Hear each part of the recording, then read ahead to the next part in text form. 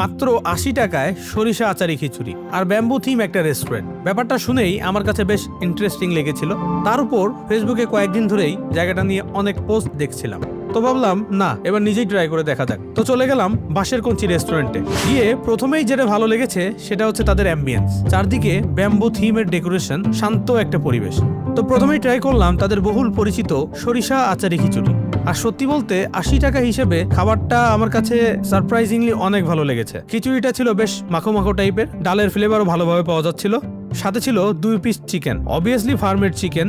এই বাজেটে অন্য কোনো মুরগি আশা করাটাও কঠিন, কিন্তু ওভারঅল টেস্ট অনেস্টলি বেশ ভালো ছিল। এরপর আমরা ট্রাই করলাম তাদের 3টা drinks, Oreo shake, strawberry mojito আর কোল্ড কফি। এর মধ্যে সবচেয়ে বেশি ভালো লেগেছে তাদের অরিও শেকটা। অনেক থিক আর ক্রিমি ছিল, খেতেও বেশ মজা লেগেছিল। আর কোল্ড কফিটা বেশ ঠিক, কিন্তু আমার কাছে একটু সুইট লেগেছে। তবে টেস্ট খারাপ না, এভারেজ রেস্টুরেন্টের কোল্ড কফি থেকে অনেস্টলি বেটার। স্ট্রবেরি মোহিতোটা আমার কাছে অনেকটা লেমন মোহিতোর মতোই লেগেছে, তবে হালকা স্ট্রবেরি একটা ফ্লেভার পাচ্ছিলাম। সব মিলিয়ে যারা রিজনেবল বাজেটে সুন্দর অ্যাম্বিয়েন্সে বসে খাবার খেতে চান তাদের জন্য জায়গাটা আমার কাছে বেশ ভালোই মনে হয়েছে।